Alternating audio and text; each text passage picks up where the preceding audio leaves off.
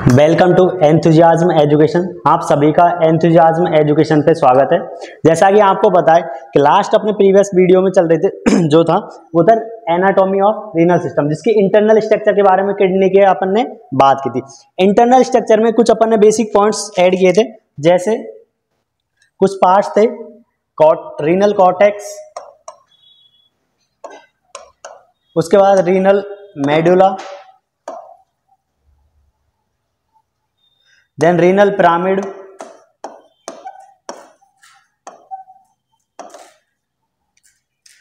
उसके बाद renal papilla, then उसके बाद पैपिलरी डक्ट, जिसका दूसरा नाम है डक्ट ऑफ वेलेनी। उसके बाद माइनर कैलिक्स, मेजर कैलिक्स,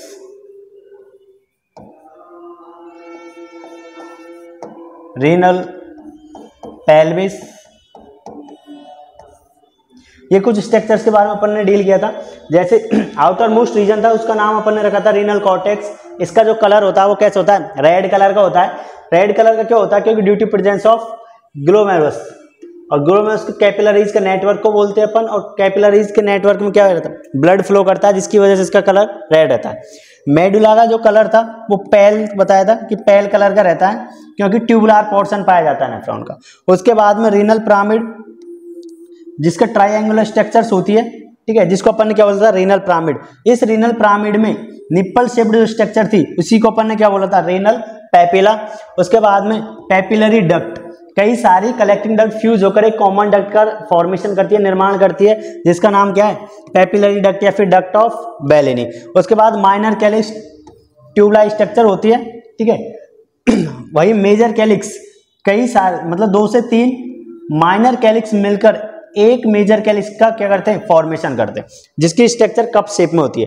उसके बाद में मेजर कैलिक्स के बाद में स्ट्रक्चर आती है फनल शेप्ड स्ट्रक्चर, जिसका नाम दिया अपन ने क्या?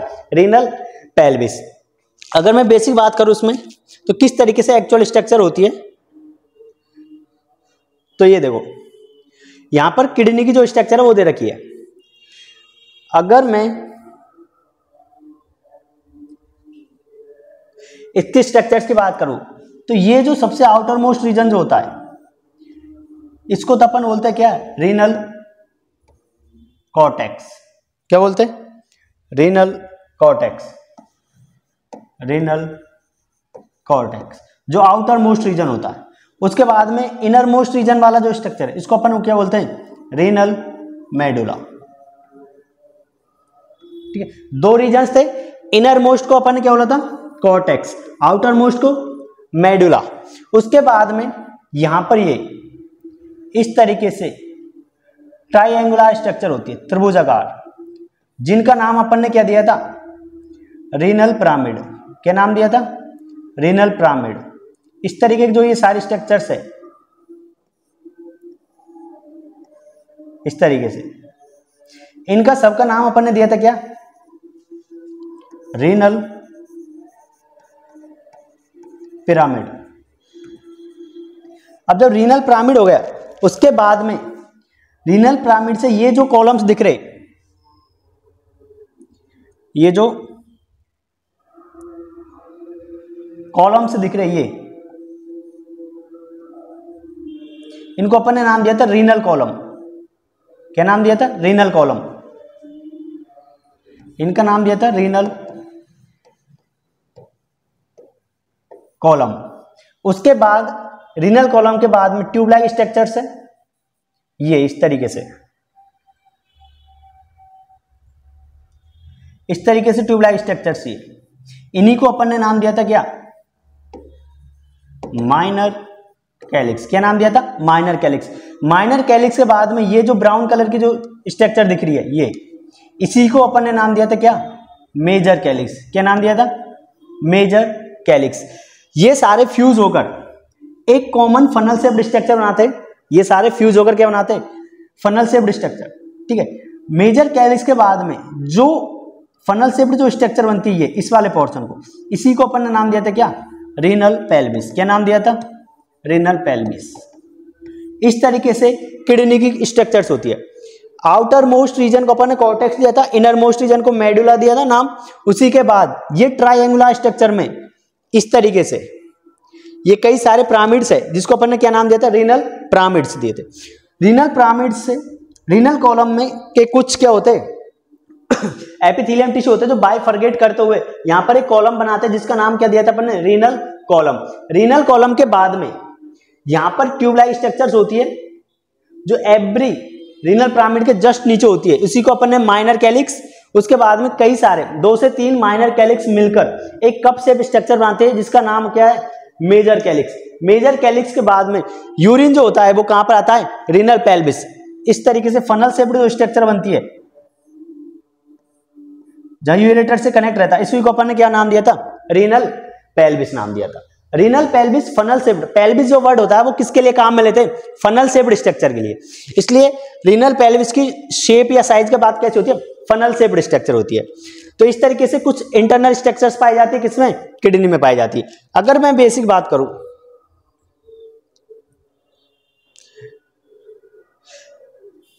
अगर मैं इस तरीके से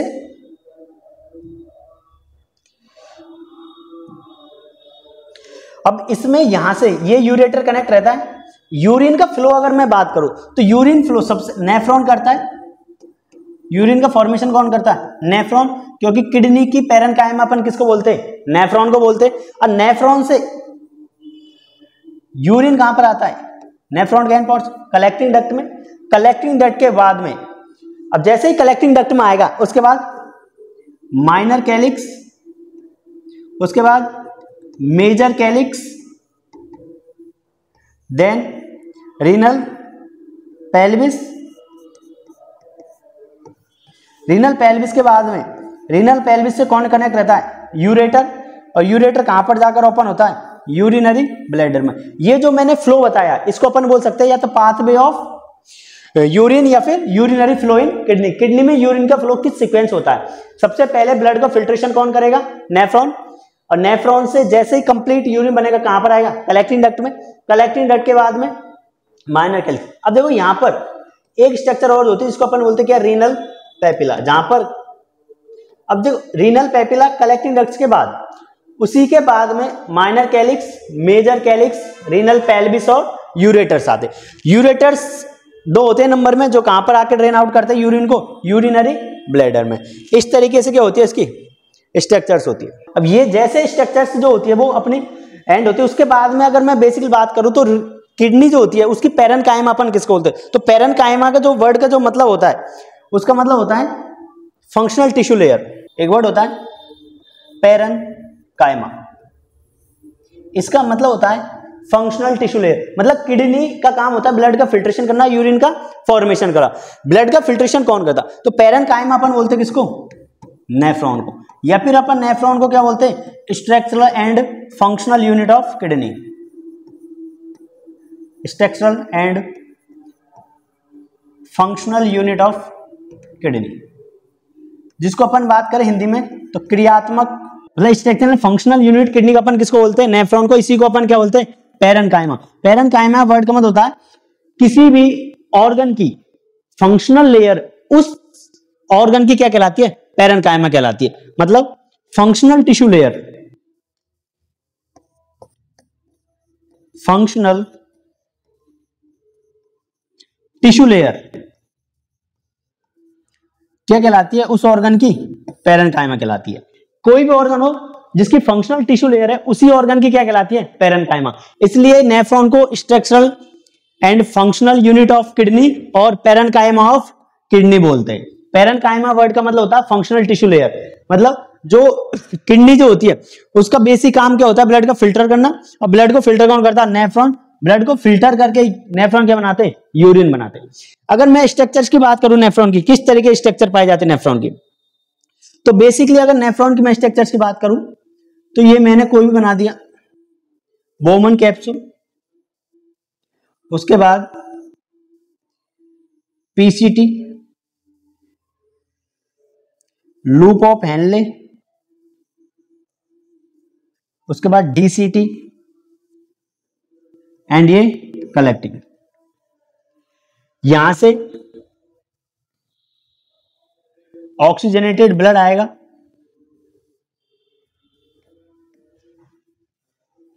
और यहां से डीऑक्सीजनेटेड ब्लड जाएगा।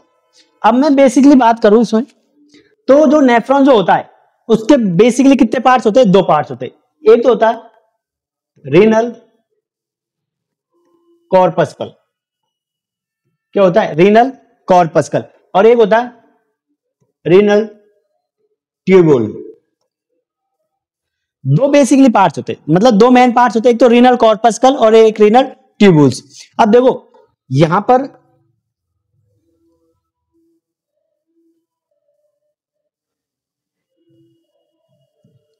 जो ऑक्सीजनेटेड ब्लड को ग्लोमेरुलस की तरफ लेकर आ रहा है, इसको अपन बोलते क्या? Efferent arterioles.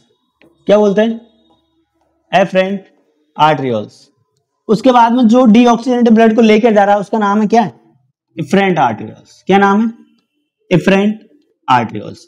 एफरेंट जो ब्लड को लेकर आ रहा है, इफरेंट जो ब्लड को लेकर जा रहा है। उसके बाद में यहां पर पेरिट्यूबुलर क्या पाई जाती है? कैपिलरीज, जिसका दूसरा नाम क्या होता है? बासर एक्ट। ठीक है, इसी तरीके से यहां पर कोल्ड फॉर्म में इस तरीके से रहती है। अब जैसे एफरेंट आर्टरियोल्स डीऑक्सीजनेटेड ब्लड लेके आएगा तो यहां पर कैपिलरीज का नेटवर्क बन रहा है। यहां पर क्या बन रहा है? कैपिलरीज का नेटवर्क। वो कैपिलरीज का नेटवर्क को अपन नाम देते हैं क्या? ग्लोमेरुलस। क्या नाम देते हैं? ग्लोमेरुलस।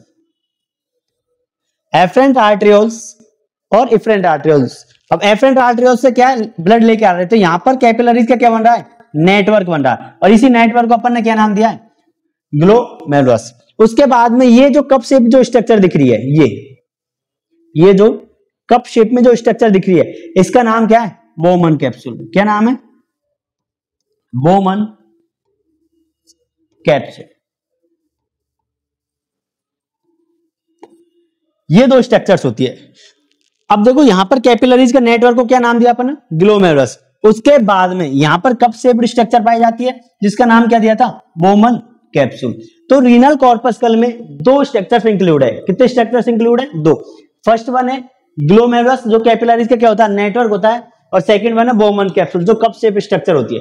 बोमन कैप्सूल में यहां पर स्पेस पाया जाता है, जिसका नाम क्या है? बोमन स्पेस नाम। उसके बाद मैं अगर बेसिकली बात करूं तो सेकंड अपना पार्ट आता क्या? Renal tubules. इस रीनल ट्यूबुल्स में नेफ्रॉन के ट्यूबुलर पोर्शंस होते हैं। जैसे देखो इसको अपन बोलते हैं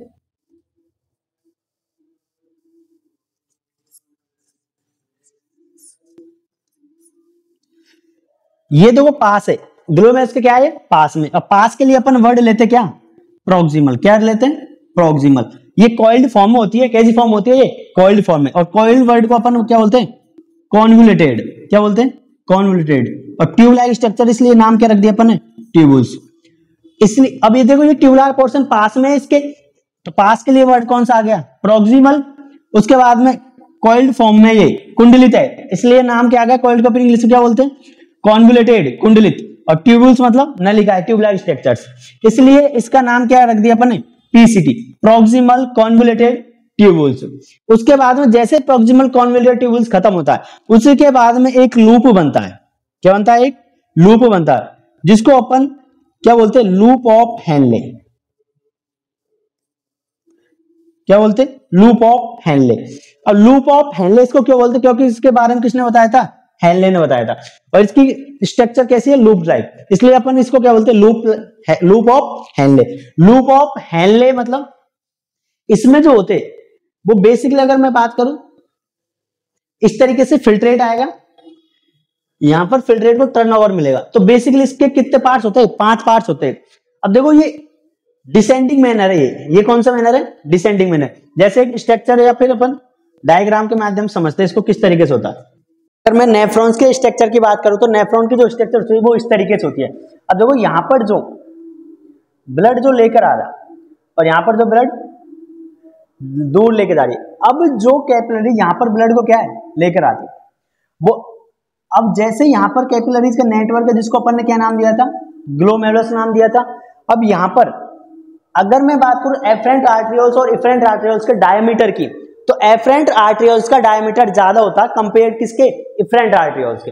इसलिए जो इनकमिंग जो होती है ब्लड की वो ज्यादा होती है, और आउटकमिंग जो होती है मतलब आता ज्यादा है ब्लड और ज्यादा क्या है, कम है। इसकी वजह से यहाँ पर हाइड्रोस्टेटिक प्रेशर क्या है, बढ़ जाता है। अब जैसे यहाँ पर एफरेंट ब्लड आएगा तो यहाँ पर कैपिलरीज रहेंगी, और कैपिलरीज यहाँ पर कैसे होती है, फेनेस्ट्रेटेड। कैसे होती है, फेनेस्ट्रेटेड। अब जैसे कैपिलरीज होगी तो यहाँ पर देखो फिल्ट्रेशन होगा, और ये जो स्ट्रक्चर बन रही है इस तरीके से, ये जो स्ट्रक्चर बन रही है जो येलो कलर से, इसी को अपन ने नाम क्या दिया था, बोमन कैप्सूल नाम दिया था, जो कप शेप स्ट्रक्चर होती है। अब जैसे यहाँ पर फिल्ट्रेट फ्लूइड बोमन स्पेस के अंदर जाएगा तो यहाँ पर जो पास में जो है ये कॉइल्ड फॉर्म में जो है इस तरीके से, इसी को अपन ने नाम क्या दिया था, पीसीटी, जिसको अपन ने बोला है proximal convoluted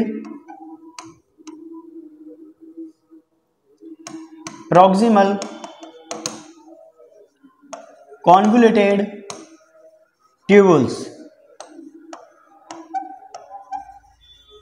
proximal convoluted tubules, क्योंकि ये पास में और कॉइल्ड फॉर्म में कुंडलित स्ट्रक्चर है, इसलिए कॉइल्ड के लिए वर्ड आता है कॉन्वोल्यूटेड, और ट्यूब लाइक स्ट्रक्चर इसलिए क्या नाम दे दिया अपन ने, ट्यूबुल्स। मतलब प्रॉक्सिमल कॉन्वोल्यूटेड ट्यूबुल, जो इसको अपन हिंदी में बोलते हैं समीपस्थ कुंडलित नलिका है, ठीक है। इसको शॉर्ट में अपन क्या बोलते हैं, पीसीटी। उसके बाद में पीसीटी के बाद में जैसे ही फिल्ट्रेट आएगा यहाँ पर, तो ये एक तरीके से लूप बन रहा है। ये क्या बन रहा है, लूप बन रहा है।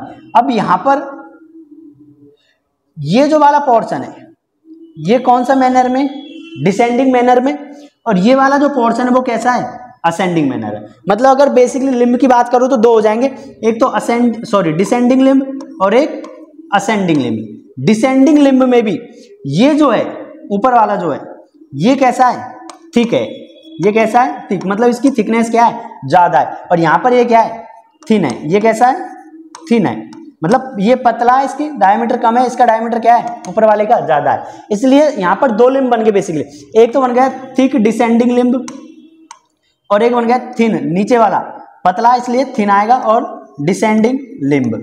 तो दो स्ट्रक्चर्स बन गए, यहाँ पर दो पार्ट्स हो गए इसके लूप ऑफ पेनले के। पहला पार्ट थिक डिसेंडिंग लिम्ब, दूसरा पार्ट है क्या, थिन डिसेंडिंग लिम्ब। उसके पास में उसके बाद यहाँ पर जो कर्व बन रहा है इसको अपन बोलते हैं क्या, हेयर पिन बैंड। क्या बोलते हैं, hairpin band. Hairpin band जो सिर्फ यहाँ पर क्या है, टनल या फिर पाथवे या फिर रास्ता देने काम करता है, मतलब कर्वेचर बनाता है। उसके बाद में यहाँ पर जो है स्ट्रक्चर, ये असेंडिंग मैनर आ गया। अब ये जो पतला, इसकी स्ट्रक्चर कैसी है, पतली है कंपेरिजन तो। अब ऊपर के कंपेरिजन यहाँ पर डायमीटर क्या है, कम है इसका, लूप ऑफ पेनले का, इसलिए थिन आएगा वर्ड। पतले के लिए क्या आएगा, थिन। उसके बाद में असेंडिंग लिम्ब है, इसलिए क्या नाम है इसका, थिन असेंडिंग लिम्ब। उसके बाद में जैसे ऊपर जाएगा तो यहाँ पर क्या है, इसकी मोटाई क्या है, थिकनेस क्या है, ज्यादा है, इसलिए नाम क्या है, आ जाएगा थिक असेंडिंग लिम्ब। तो बेसिकली अगर मैं स्ट्रक्चर्स की बात करूं इसमें, तो यहाँ पर एफरेंट आर्टरियोल्स, उसके बाद में ग्लोमेरुलस के, अपन ने इसको क्या बोला था, ग्लोमेरुलस, जो नेटवर्क का क्या था, कैपिलरीज का नेटवर्क था। उसके बाद में कप शेप स्ट्रक्चर थी जिसको अपन ने बोमन कैप्सूल नाम दिया था। इसके अंदर स्पेस पाया जाता है जिसका नाम क्या है, बोमन स्पेस है, जिसकी कैपेसिटी होती है वो 200 से 250 माइक्रोन होती है। उसके बाद में पास में जो ट्यूबुलर पोर्शन होता है जिसको अपन पीसीटी बोलते हैं, जिसका फुल फॉर्म होती है प्रॉक्सिमल कॉन्वोल्यूटेड ट्यूबुल्स। उसके बाद में लूप ऑफ पेनले। लूप ऑफ पेनले के बेसिकली कितने parts, 5 parts. First one thick descending limb, second one thin descending limb, उसके बाद में हेयर पिन बैंड, उसके बाद में थिन असेंडिंग लिम्ब और थिक असेंडिंग लिम्ब। उसके बाद में जैसे ही लूप ऑफ पेनले खत्म होता है तो इस वाला जो पोर्शन होता है ये, इसी को अपन क्या बोलते हैं, डीसीटी। क्या बोलते हैं, डीसीटी। अब डीसीटी की फुल फॉर्म होती है डिस्टल। डिस्टल वर्ड इसलिए लिया गया है क्योंकि ये क्या, यहाँ से क्या है, ये दूर है, यहाँ से क्या है, ये दूर है, इसलिए नाम क्या दे दिया अपन ने, डिस्टल। अब सी मतलब कॉन्वोल्यूटेड कुंडलित स्ट्रक्चर है, ठीक है, और टी फॉर ट्यूबुल्स।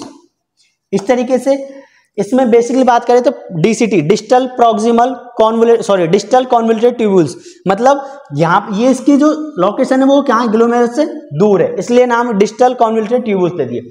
अब मैं बेसिकली अगर इसकी अब यहां पर अगर मैं स्ट्रक्चर्स की बात करूं तो रीनल कॉर्पस्कल में 2 पार्ट्स थे, ग्लोमेरुलस और second one Bowman capsule. Bowman's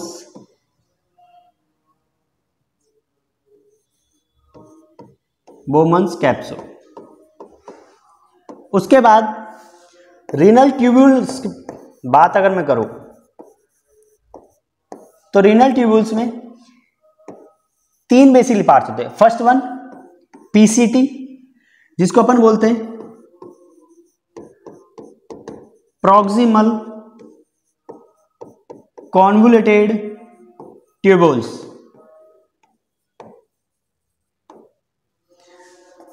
third इसमें मेनली है वो, उसको अपन बोलते हैं लूप ऑफ हैनले। उसके बाद में लास्ट जो थर्ड है उसको अपन क्या बोलते हैं डीसीटी, डिस्टल। अब देखो रीनल कॉर्पस्कल में तो कितने 2 पार्ट, एक तो ग्लोमेरुलस जो नेटवर्क होता है इसका कैपिलरीज का। अगर मैं इसमें किसी भी ग्लोमेरुलस की स्ट्रक्चर देखूं, बेसिकली किसी भी ग्लोमेरुलस की स्ट्रक्चर में देखूं तो इस जो ग्लोमेरुलस की जो स्ट्रक्चर जो होती है ये मैंने बना दिया क्या बोमन्स कैप्सूल। क्या बना दिया बोमन्स कैप्सूल। यहां पर एफरेंट आर्टरियोल्स अपना ऑक्सीजनेटेड ब्लड लेके आएगी, ठीक है, और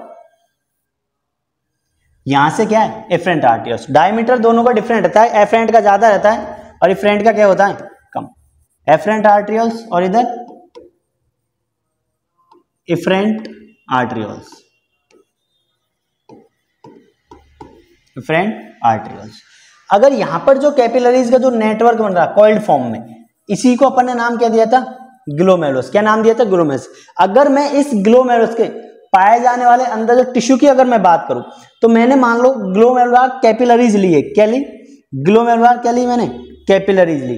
तो इस कैपिलरीज की मैंने टिश्यूज के बारे में देखा तो यहां पर जो टिश्यू है वो कुछ इस तरीके से दिखाई देते हैं।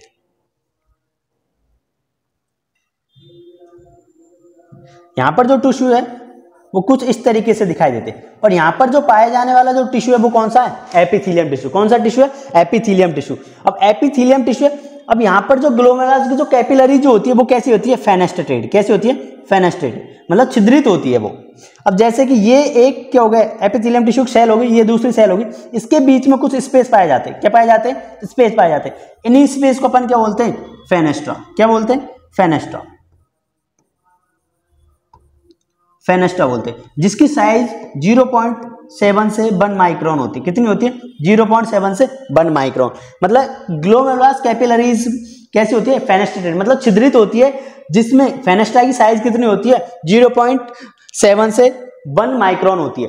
अगर जिस मॉलिक्यूल्स की साइज इस रेंज में है वो तो क्या हो जाएगा फिल्टर हो जाएगा। अब जैसे ही मान लो यहां पर ब्लड गया, ठीक है, तो ब्लड में कई सारे न्यूट्रिएंट्स होंगे, ठीक है, कई सारे एसेंशियल न्यूट्रिएंट्स होंगे, कई सारे हार्मफुल मेटाबॉलिक वेस्ट रहेंगे।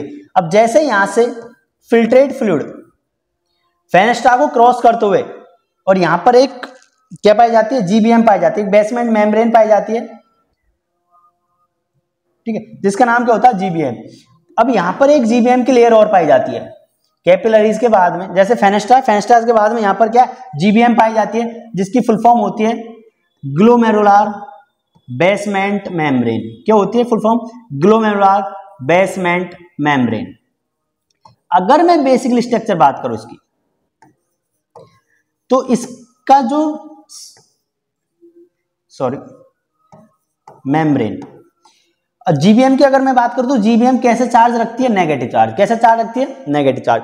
अगर मैं किसी फिल्ट्रेट फ्लूइड के बैरियर की बात करूं तो 2 बैरियर आते हैं। फर्स्ट वन जो बैरियर आता है वो किसका आता है फेनेस्ट्रा का, और सेकंड वन जो बैरियर आता है वो किसका आता है जीबीएम का आता है। किसका आता है जीबीएम का आता है। और जीबीएम कैसा चार्ज रखती है नेगेटिव चार्ज। अगर कोई भी अपने पूरे ब्लड में कई मतलब 8 से 10,000 टाइप की प्लाज्मा क्या पाई जाती है प्रोटीन्स पाई जाती है। उन प्रोटीन्स में कई सारी प्रोटीन्स इसको क्रॉस कर जाती है फेनेस्ट्रा को, लेकिन जीबीएम नेगेटिव होता है और प्लाज्मा प्रोटीन कैसी होती है चार्ज से नेगेटिव होती है। और नेगेटिव क्या होगा प्रतिकर्षण होगा, और जैसे प्रतिकर्षण होगा तो वापस क्या है जो प्लाज्मा प्रोटीन जो होती है वो कहां चल जाती है वापस ब्लड में चल जाती है। उसके बाद में जैसे फिल्ट्रेट अमाउंट कहां आएगा बोमन्स कैप्सूल में आएगा। उसके बाद इसकी जो बोमन्स स्पेस जो होता है इसकी जो 200 से 250 माइक्रोन होती है। कैपेसिटी कितनी होती है इसकी 200 से 250 माइक्रोन। अब जैसे यहां पर फिल्ट्रेट फ्लूइड आएगा उसके बाद में फॉरवर्ड मूवमेंट करेगा और फॉरवर्ड मूवमेंट के दौरान आगे का जो प्रोसेस होगी वो कुछ इस तरीके से होगी। जैसे ये बोमन्स कैप्सूल है, यहां पर एफरेंट आर्टेरियल्स आए, यहां पर कैपिलरीज का नेटवर्क बना, ग्लोमेरुलस बना, यहां से एफरेंट आर्टेरियल्स, ठीक है। अब यहां से फिल्ट्रेट फ्लूइड, यहां से फिल्ट्रेट फ्लूइड कहां पर गया, बोमन्स स्पेस में। बोमन्स स्पेस की कैपेसिटी 200 से 250 माइक्रोन होती है। उसके बाद में ट्यूबुलर पोर्शन स्टार्ट हो जाता है। कौन सा पोर्शन स्टार्ट हो जाता है, ट्यूबुलर पोर्शन, और जिसका नाम क्या है, पीसीटी, प्रॉक्सिमल कॉन्वोल्यूटेड ट्यूबुल्स। अब इस पीसीटी में अगर मैं इसमें बात करूं कि टिश्यू कौन सा पाया जाता है, तो इसमें जो टिश्यू पाया जाता है वो पाया जाता है क्यूबोइडल एपिथेलियम टिश्यू। कौन सा टिश्यू पाया जाता है, cuboidal epithelium tissue with brush border, with brush borders. Brush borders बोल दो या फिर अपन इसको क्या बोल सकते हैं, माइक्रोब्लाइज। क्या बोल सकते हैं, माइक्रोब्लाइज। यहां पर जो टिश्यू है वो कैसा होता है, क्यूबोइडल एपिथेलियम टिश्यू, और यहां पर इसके ऊपर क्या पाए जाते हैं, विथ ब्रश बॉर्डर। सबसे ज्यादा ब्रश बॉर्डर्स पाए जाते हैं। अब जैसे यहां पर कोई भी फिल्ट्रेट फ्लूइड है, ठीक है, कोई भी फिल्ट्रेट फ्लूइड है, अगर वो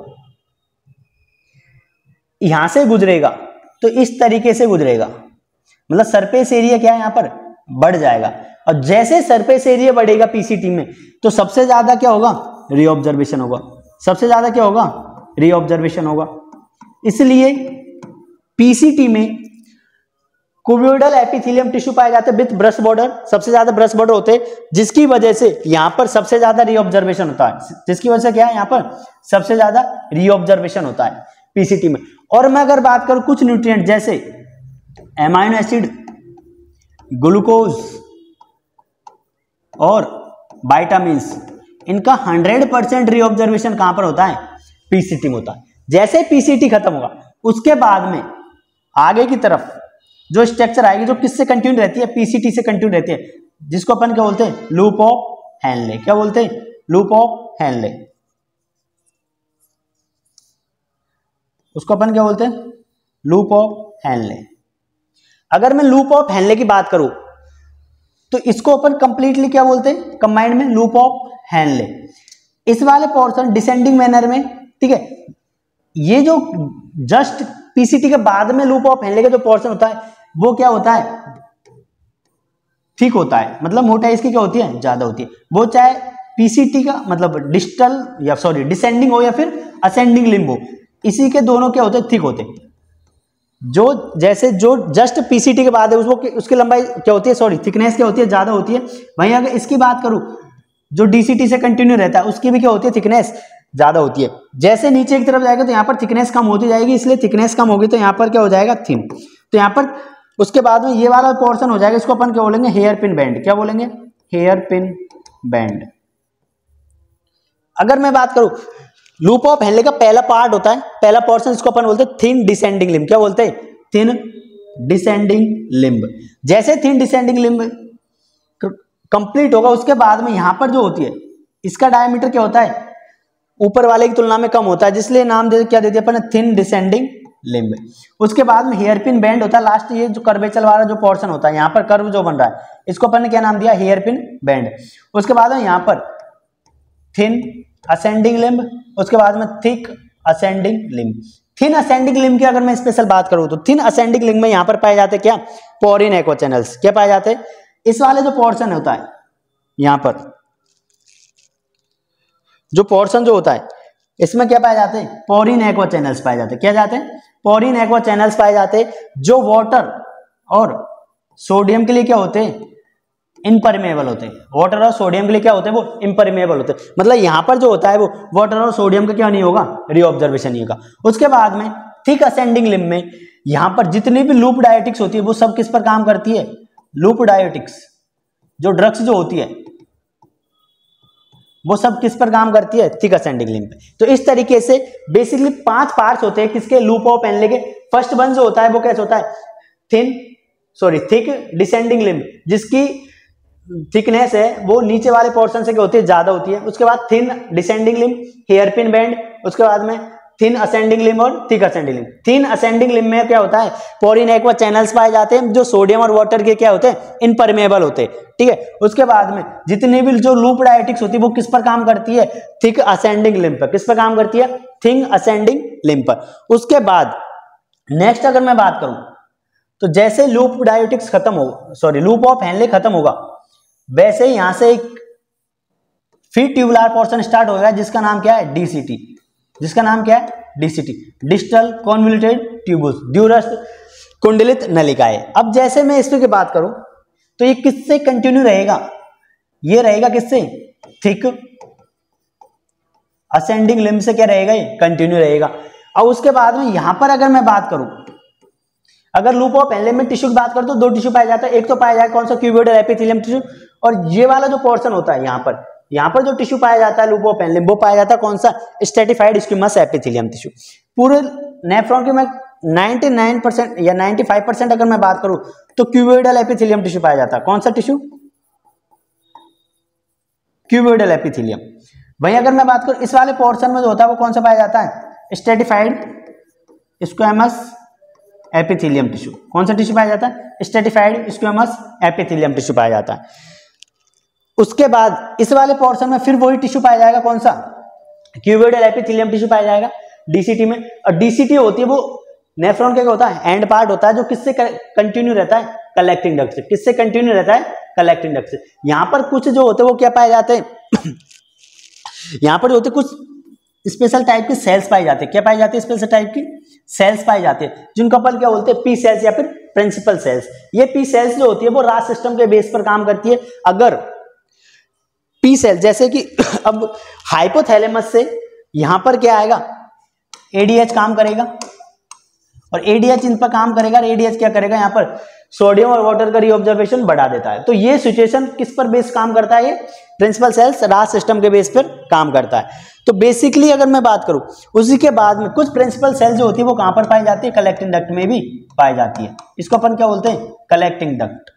और कलेक्टिंग डक्ट जो होती है वो किससे कंटिन्यू रहती है, डीसीटी से कंटिन्यू रहती है, जो क्या बनाती है, यूरिन। अब जैसे ये कलेक्टिंग डक्ट यूरिन को रिसीव करेगी और कई सारी कलेक्टिंग डक्ट फ्यूज होकर कॉमन डक्ट का निर्माण करते हैं। इसका नाम क्या है, डक्ट ऑफ बेलिनी या फिर पैपिलरी डक्ट, जो रीनल पिरामिड के एंड वाले पोर्शन में बताया था।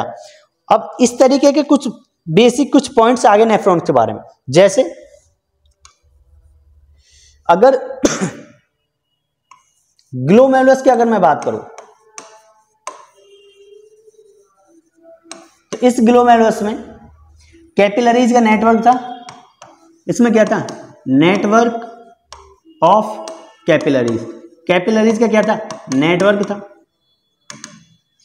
और यहीं पर दो टाइप की आर्ट्रियोल्स पाई जाती थी। कितने टाइप की, दो टाइप की। एक तो एफरेंट आर्ट्रियोल्स और एक इफरेंट आर्ट्रियोल्स। एक तो एफरेंट आर्ट्रियोल्स और एक इफरेंट आर्ट्रियोल्स। ग्लोमेरुलस कैपिलरीज का जो नेटवर्क होता है उसको अपन ने क्या बोला था, ग्लोमेरुलस बोला था। यहां पर दो तरह की एफरेंट आर्ट्रियोल्स और इफरेंट आर्ट्रियोल्स। एफरेंट आर्ट्रियोल जो होती है वो कैसा ब्लड लेके आती है, ऑक्सीजनेटेड ब्लड लेके आती है। और इसका डायामीटर होता है, इसका जो डायामीटर जो होता है वो क्या होता है, ज्यादा होता है, मोर होता है compare to efferent. Efferent arterioles deoxygenated blood लेके आती है। और यहां पर अब देखो यहां पर होगा क्या, इसका जो डायमीटर जो होता है वो कैसे होता है, लेस होता है, मतलब कम होता है। तो जिसकी वजह से ग्लोमेरुलस कैपिलरीज में क्या बोलोगे, हाइड्रोस्टैटिक प्रेशर बढ़ेगा, है ना, जिसकी वजह से क्या होगा, ग्लोमेरुलर फिल्ट्रेशन या फिर अल्ट्रा फिल्ट्रेशन की प्रोसेस होती है। अब ये कुछ बेसिक पॉइंट्स हो गए। अगर मैं इसकी बात करूं जहां पर फेनेस्ट्राल्स जो होते, ठीक है, तो फेनेस्ट्राल्स की अपन ने साइज बताई थी। फेनेस्ट्राल्स की साइज 0.7 से 1 माइक्रोन बताई थी। कितनी बताई थी, 0.7 से 1 माइक्रोन। अब जैसे ही 0.7 से 1 माइक्रोन, इसके बीच में रेंज अगर किसी मॉलिक्यूल्स के वो तो फिल्ट्रेट हो जाएगा, बाकी सारे फिल्ट्रेट नहीं होंगे। इसके बाद में यहां पर एक और बैरियर था जिसका नाम क्या था, जीबीएम। जीबीएम की फुल फॉर्म होती है क्या, ग्लोमेरुलर बेसमेंट मेम्ब्रेन। क्या होती है, glomerular basement membrane, basement membrane. और जो ग्लोमेरुलर बेसमेंट जो मेम्ब्रेन होती है वो नेगेटिव चार्ज रखती है। कैसा रखती है, नेगेटिव। और जो भी ब्लड प्लाज्मा प्रोटीन्स जो होती है वो फेनेस्ट्रा को क्रॉस करती है, और प्लाज्मा प्रोटीन्स का भी चार्ज कैसे होता है नेगेटिव, और नेगेटिव नेगेटिव एक दूसरे से क्या होंगे प्रतिकर्षित होंगे, जिसके परिणाम स्वरूप कोई भी जो ब्लड प्लाज्मा है वो क्या पर यूरिन में नहीं आ पाती। उसके बाद यहां पर जो फिल्ट्रेशन का जो साइड जो होती है वहां पर एक सेल्स पाई जाती है जिसका नाम है पोडोसाइट सेल्स, ठीक है। पोडोसाइट जो सेल्स होती है वो ग्लोमेरुलस कैपिलरीज के उस साइड पर पाई जाती है जहां पर क्या होता है, यहाँ पर फिल्ट्रेशन, क्या होता है फिल्ट्रेशन होता है, जिन सेल्स का नाम क्या है पोडोसाइट सेल्स होती है। ये तो हो गया अपना किसके बारे में, ग्लोमेरुलस के बारे में। उसके बाद में क्या आता है बोमन्स कैप्सूल, क्या आता है बोमन्स कैप्सूल। बोमन्स कैप्सूल का अगर मैं बेसिक बात करूं,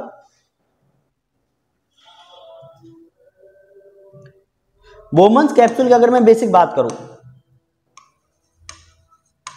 तो बोमन्स कैप्सूल की जो स्ट्रक्चर होती है वो कैसी होती है, कप शेप्ड स्ट्रक्चर होती है। कैसी होती है, कप शेप्ड स्ट्रक्चर होती है, कप शेप्ड स्ट्रक्चर होती है, ठीक है, जो इस तरीके से कपला स्ट्रक्चर बनाती है। और यहां पर इसके जो ये जो खांच है यहां पर क्या होता है ग्लोमेरुलस होता है। अब यहां के अंदर एक स्पेस पाया जाता है जिसका नाम क्या है बोमन्स स्पेस। क्या नाम है बोमन्स स्पेस। इस बोमन्स स्पेस की जो कैपेसिटी जो होती है वो कितनी होती है 200 से 250 माइक्रोन। कितनी होती है 200 से 250 माइक्रोन। किसकी कैपेसिटी होती है बोमन्स स्पेस की कैपेसिटी होती है। जैसे ही ग्लोमेरुलस से फिल्ट्रेट फ्लूइड जीबीएम को क्रॉस करता है तो वैसे ही कहां पर ग्लोमेरुलस आता है, कौन सी जगह बोमन्स स्पेस में। और बोमन्स स्पेस की साइज कितनी होती है 200 से 250 माइक्रोन। जैसे बोमन्स स्पेस में फिल्ट्रेट फ्लूइड पहुंचता है उसके बाद में नेक्स्ट जो स्ट्रक्चर होती है वो इसका नाम क्या है, नेक्स्ट जो स्ट्रक्चर है उसका नाम क्या है पीसीटी। क्या नाम है पीसीटी, जिसकी फुल फॉर्म क्या होती है प्रॉक्सिमल कॉन्वोल्यूटेड ट्यूबुल्स होती है। प्रॉक्सिमल कॉन्वोल्यूटेड ट्यूबुल्स की अगर मैं बात करूं तो इसकी जो अगर है ये जस्ट नियर होता है, ठीक है, ये क्या होता है नियर पास में होता है, किसके ग्लोमेरुलस के पास में होता है। बोमन कैप्सूल के जस्ट बाद के कौन सी स्ट्रक्चर्स आती है पीसीटी वाली स्ट्रक्चर्स आती है। अब यहां पर जो टिश्यू होता है वो कौन सा होता है क्यूबोइडल एपिथेलियम टिश्यू। कौन सा होता है क्यूबोइडल एपिथेलियम टिश्यू होता है, ठीक है, विथ ब्रश बॉर्डर्स। यहां पर क्या पाए जाते हैं ब्रश बॉर्डर्स पाए जाते हैं। मतलब ये मैंने कोई भी पीसीटी है उसकी कोई ट्यूब है उसको काटा तो यहां पर जब मैंने देखा तो यहां पर एपिथेलियम टिश्यू था, कौन सा वाला क्यूबोइडल एपिथेलियम, और इसके जो सेल्स थी उनके ऊपर इस तरीके से क्या पाए जाते ब्रश बॉर्डर्स पाए जाते, जो क्या है सरफेस एरिया बढ़ा रहे थे। इसलिए सबसे ज्यादा रीऑब्जर्वेशन जो होता है वो किस वाले पोर्शन में होता है, रीऑब्जर्वेशन सबसे ज्यादा रीऑब्जर्वेशन किस में होता है पीसीटी में होता है। उसी के बाद अगर मैं बात करूं लूप ऑफ हेनले, किसकी बात करूं लूप ऑफ हेनले, तो लूप ऑफ हेनले के बेसिकली 5 पार्ट्स होते हैं, ठीक है। 5 पार्ट्स में से सबसे पहला पार्ट होता है थिक डिसेंडिंग लिम्ब, उसके बाद थिन डिसेंडिंग लिम्ब, उसके बाद hairpin band, hairpin band, उसके बाद थिन असेंडिंग लिम्ब और लास्ट में थिक असेंडिंग लिम्ब। इस तरीके के पार्ट्स होते हैं किसके loop of Henle. Loop of Henle अगर मैं बात करूं तो इसमें से thick descending limb, thin ascending limb और थिक डिसेंडिंग लिम्ब, इसके जो नीचे वाला जो पोर्शन होता है, जैसे ये मैंने कोई लूप ऑफ हेनले बना दिया तो इसके इस वाले जो पोर्शन है इसमें तो जो टिश्यू पाया जाता है वो पाया जाता है स्ट्रेटिफाइड स्क्वामस एपिथेलियम टिश्यू। कौन सा पाया जाता है स्ट्रेटिफाइड स्क्वामस एपिथेलियम। बाकी सब में कौन सा पाया जाता है क्यूबोइडल एपिथेलियम टिश्यू। कौन सा पाया जाता है क्यूबोइडल एपिथेलियम टिश्यू। डायमीटर अगर मैं बात करूं तो थिकनेस के बेसिस पे इसका डायमीटर ज्यादा होता है और इस वाले पोर्शन के क्या होता है कम डायमीटर होता है, फिर इसका वापस ज्यादा होता है। इस वाले जो पोर्शन होता है जिसको अपन क्या बोलते हैं थिन असेंडिंग लिम्ब, इस पर पोरिन एक्वा चैनल्स पाए जाते हैं। क्या पाए जाते हैं पोरिन एक्वा चैनल्स पाए जाते हैं, जो चैनल सोडियम और किसके लिए वाटर के लिए क्या होते हैं इम्परमेबल होते हैं। और लास्ट वाला जो पोर्शन होता है लूप ऑफ हेनले जिसका नाम क्या होता है थिक असेंडिंग लिम्ब, इसमें जो होता है वो क्या होते हैं जितने भी लूप डायटिक जो होती है वो किस पर काम करती है, थिक असेंडिंग। उसके बाद में लास्ट जो पोर्शन होता है वो नेफ्रॉन का कौन सा होता है, डीसीटी वाला पोर्शन। कौन सा होता है, डीसीटी वाला पोर्शन। डीसीटी की फुल फॉर्म होती है डिस्टल कॉन्वोल्यूटेड ट्यूबुल्स, क्योंकि ये कहाँ पाई जाती है, नेफ्रॉन से दूर एंड पोर्शन होता है, और ग्लोमेरुलस से क्या पाई जाती है, दूर पाई जाती है, जिसका नाम, इसलिए इसका नाम क्या रख दिया, डीसीटी, डिस्टल कॉन्वोल्यूटेड ट्यूबुल्स। इस डिस्टल कॉन्वोल्यूटेड ट्यूबुल्स होते हैं वो किससे कंटिन्यू रहती है, लूप ऑफ हेनले के एंड पोर्शन कौन सा होता है, थिक असेंडिंग लिम्ब से क्या रहती है, ये कंटिन्यू रहती है, मतलब जुड़ी हुई रहती है। और एंड कहां पर किस पर होती है, और एंड जो होती है वो कहां किससे कनेक्ट होती है, ये कलेक्टिंग डक्ट से, मतलब थिक असेंडिंग लिम्ब से कंटिन्यू रहती है। और एंड फिर लास्ट को जो एंड जो सेगमेंट होता है इसका डीसीटी का, वो किसके साथ जुड़ा रहता है, कलेक्टिंग डक्ट के साथ। किसके साथ जुड़ा रहता है, कलेक्टिंग डक्ट के साथ। अब इस वाले पोर्शन में इस तरीके से होता है कि जैसे भी कोई भी हार्मफुल मेटाबॉलिक वेस्ट जो फिल्ट्रेट है वो कहां पे, यूरिन में आ गया, नेफ्रॉन में आ गया, तो नेफ्रॉन से ट्यूबुलर सीक्रेशन होता है वो किस में पाया जाता है, मोस्टली डीसीटी वाले में। ट्यूबुलर जो सीक्रेशन जो होता है, ट्यूबुलर सीक्रेशन जो मोस्टली किस पार्ट में पाया जाता है, ट्यूबुलर सीक्रेशन डीसीटी में पाया जाता है। अब ऐसा नहीं कंप्लीट जो होता है वो सीक्रेशन इसी में पाया जाता है, हाँ, लेकिन कुछ जो मैक्सिमम पार्ट जो सीक्रेशन होता है वो एंड वाले पोर्शन मतलब डीसीटी में पाया जाता है। उसके बाद डीसीटी किससे कंटिन्यू रहती है, कलेक्टिंग डक्ट से। और कलेक्टिंग डक्ट जो होती है वो डीसीटी के बाद वाली डक्ट होती है जो यूरिन को क्या करती है, रिसीव करती है। लेकिन कलेक्टिंग डक्ट में से कुछ प्रिंसिपल सेल्स होती है जो डीसीटी में पाई जा रही थी, कुछ क्या होती है, प्रिंसिपल सेल्स, पी सेल्स होती है। और पी सेल्स जो होती है वो काम करती है बॉडी की कंडीशन के बेस पे। किस पे काम करती है, बॉडी की कंडीशन। अगर बॉडी में फ्लूइड की मात्रा, फ्लूइड वॉल्यूम ज्यादा है, अगर फ्लूइड वॉल्यूम क्या है, इनटेक ज्यादा है, तो यूरिन ज्यादा से ज्यादा बनेगा, ठीक है। और उसके बाद में अगर फ्लूइड की मात्रा क्या है, कम है, फ्लूइड की मात्रा अगर क्या है, कम है, बहुत कम है, तो उस कंडीशन में पी सेल जो होगी वो क्या करेंगी, सोडियम और वाटर का रीऑब्जर्वेशन बढ़ा देगी, जिसके परिणाम स्वरूप यूरिन का आउटपुट क्या हो जाएगा, कम हो जाएगा। तो ये कुछ बेसिक पॉइंट्स है किसके बारे में, नेफ्रॉन्स के बारे में। नेफ्रॉन के अगर मैं स्ट्रक्चर्स की बात करूं तो मेनली दो स्ट्रक्चर्स होती है, ठीक है। और जो स्ट्रक्चर जो होती है वो होती है सबसे पहले रीनल कॉर्पस का, जिसमें दो पार्ट्स आते हैं, first one glomerulus, second one Bowman's capsule. Glomerulus का अगर मैं बात करूं तो ग्लोमेरुलस जो होता है वो क्या होता है, कैपिलरीज का नेटवर्क होता है, ठीक है, जिसमें एफरेंट आर्टरियोल्स जो डीऑक्सीजनेटेड ब्लड लेके आ रही है, डी और इफरेंट आर्टरियोल्स जो डीऑक्सीजनेटेड ब्लड लेके जा रही है। उसी के बाद में यहाँ पर हाइड्रोस्टैटिक प्रेशर क्या होता है, ग्लोमेरुलर कैपिलरीज में ज्यादा होता है, जिसके परिणाम स्वरूप यूरिन फॉर्मेशन की पहली स्टेप होती है, जिसका नाम क्या है, अल्ट्रा फिल्ट्रेशन या फिर ग्लोमेरुलर फिल्ट्रेशन। उसी के बाद में नेक्स्ट जो पार्ट आता है वो आता है बोमन्स कैप्सूल, जिसकी स्ट्रक्चर कैसी होती है, कप शेप स्ट्रक्चर होती है। कैसी, कप शेप स्ट्रक्चर होती है, ठीक है। जो कप शेप स्ट्रक्चर जो होती है, जैसे ही अल्ट्रा फिल्ट्रेशन होगा उसके बाद फिल्टर्ड जो फ्लूइड होता है वो कहां पर जाता है, बोमन्स कैप्सूल में। बोमन्स कैप्सूल में एक स्पेस पाया जाता है जिसका नाम क्या होता है, बोमन्स स्पेस होता है, जिसकी कैपेसिटी जो कितनी है, 200 से 250 माइक्रोन होती है। उसके बाद अगर मैं आगे बात करूं, बोमन्स कैप्सूल के पास में ट्यूबुलर पोर्शन स्टार्ट हो जाता है, ठीक है, रीनल ट्यूबुलर्स। तो रीनल ट्यूबुल्स के बेसिकली अगर बात करूं मेन 3 पॉइंट्स होते हैं। कितने बोलते हैं, 3 पॉइंट। फर्स्ट वन जो होता है वो क्या होता है, पीसीटी, जिसको अपन बोलते हैं प्रोक्सिमल कॉन्वोल्यूटेड ट्यूबुल्स, समीपस्थ कुंडलित नलिकाएं। उसी के बाद लूप ऑफ हेनले, और लास्ट में क्या होता है, डीसीटी। अगर मैं पीसीटी की बात करूं, प्रोक्सिमल कॉन्वोल्यूटेड ट्यूबुल्स वाले पोर्शन की अगर मैं बात करूं तो इसमें जो टिश्यू पाया जाता है वो कौन सा पाया जाता है, क्यूबोइडल एपिथेलियम टिश्यू पाया जाता है। और क्यूबोइडल एपिथेलियम जो टिश्यू जो होता है इसमें सबसे ज्यादा ब्रश बॉर्डर्स पाए जाते हैं, ठीक है, विथ ब्रश बॉर्डर, या फिर अपन बोल सकते हैं क्या, माइक्रोब्लाई। अब जैसे ही सरफेस एरिया बढ़ जाएगा, ठीक है, तो ज्यादा क्या होगा, सर जिसे भी किसी भी मॉलिक्यूल से उसका सरफेस एरिया जब बढ़ जाता है तो रीऑब्जर्वेशन क्या होता है, ज्यादा होता है। अब इस टिश्यू की वजह से पीसीटी में सबसे ज्यादा क्या देखा जाता है, रीऑब्जर्वेशन देखा जाता है। उसके बाद loop of Henle, loop of Henley के बेसिकली 5 पार्ट्स होते हैं। पहला जो पार्ट होता है वो कैसे होता है, थिक डिसेंडिंग लिम्ब, दूसरा पार्ट होता है थिन डिसेंडिंग लिम्ब, उसके बाद हेयर पिन बेंड, उसी के बाद थिन असेंडिंग लिम्ब, और लास्ट में thick ascending limb.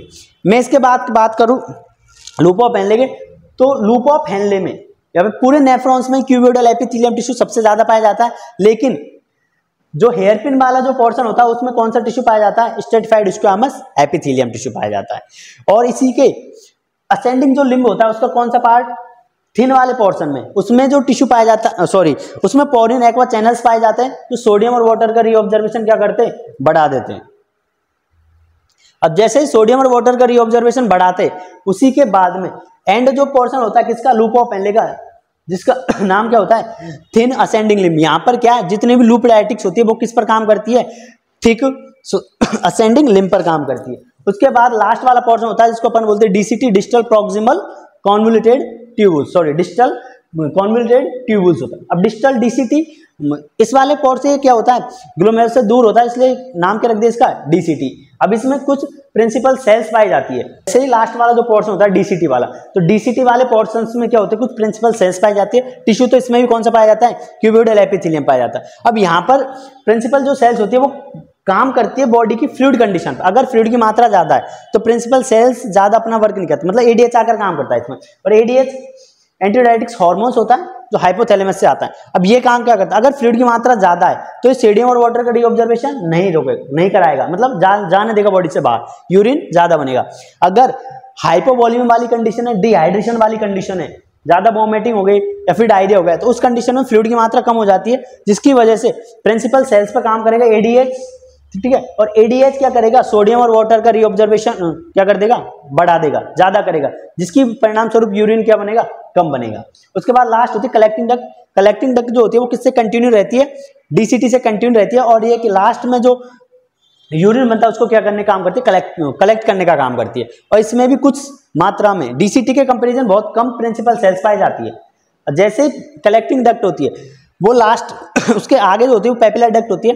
Papillary duct में एक बार यूरिन जो आ गया उसके बाद में उसमें यूरिन के कंपोजिशन में किसी प्रकार का कोई भी चेंज, मतलब पेपिलरी डक्ट में जो यूरिन का कंपोजिशन रहेगा उसके बाद में, पेपिलरी डक्ट के बाद में उस यूरिन के कंपोजिशन में किसी भी प्रकार का कोई भी चेंजेस नहीं देखा जाएगा। इस तरीके से अपन ने नेफ्रॉन्स के बारे में स्टडी की थी। और थैंक यू, बहुत बहुत धन्यवाद आपका। मिलते हैं नेक्स्ट वीडियो। तो जब तक के लिए like share and subscribe our channel, और ध्यान रखना ये सब्सक्राइब कर दिया करो और लाइक कर दिया करो, ठीक है, और जितना हो सके उतना शेयर करो। तो थैंक यू सो मच, मिलेंगे अगली वीडियो।